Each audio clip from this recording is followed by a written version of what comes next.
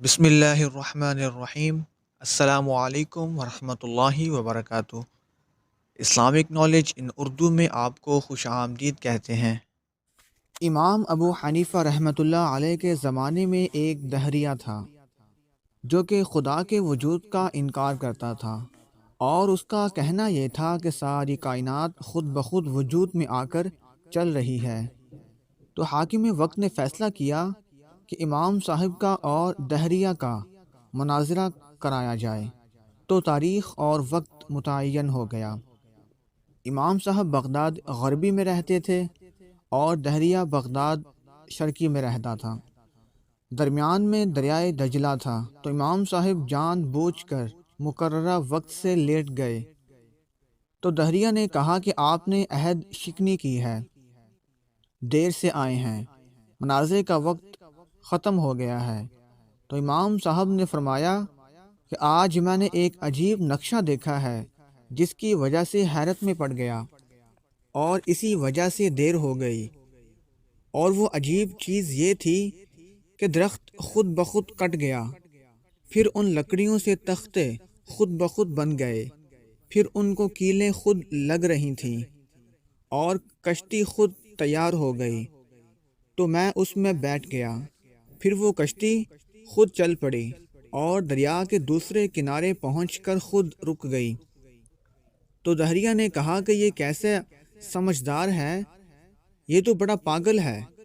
یہ کیسے ہو سکتا ہے کہ کشتی بغیر بنانے والے کے بن جائے اور بغیر چلانے والے کے چل پڑے اور پھر رک جائے؟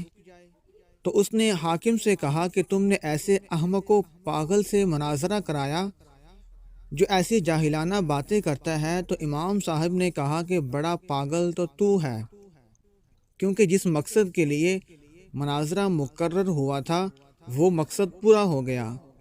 کیونکہ اگر کشتی بغیر بنانے والے اور چلانے والے کے نہیں چل سکتی اور نہیں بن سکتی، تو اتنا بڑا زمین و آسماں کا کارخانہ کائنات کیسے خود بخود بن گیا، اور کس طرح بغیر چلانے والے کے چل سکتا ہے؟